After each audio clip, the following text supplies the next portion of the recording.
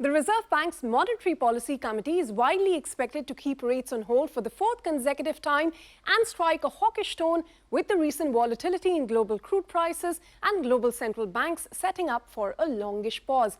100% of the respondents to our poll expect a status quo policy this time around. No rate hikes are expected in the entire financial year, and a rate cut could be pushed to the next financial year, with 40% expecting it in the first quarter and another 30% in the second quarter. But really, this is going to depend on how inflation pans out.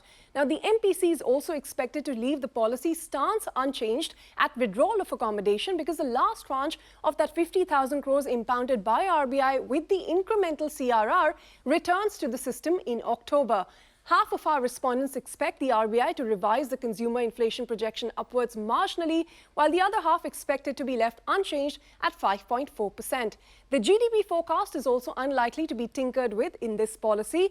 And now, anything said on liquidity is going to be very closely watched. We asked our respondents where they see the interbank call rate for the rest of the year, and a large majority sees it at 6.5 to 6.75%, which is a tad above the repo rate. This is because dealers say with the US yields giving a near 5% risk-free return, RBI will have to keep short-term rates higher to attract dollar inflows and prevent any speculative outflows. And lastly, the tone of the policy is likely to be quite hawkish, as macroeconomic developments, especially on the global front, will leave little room for RBI to sound dovish.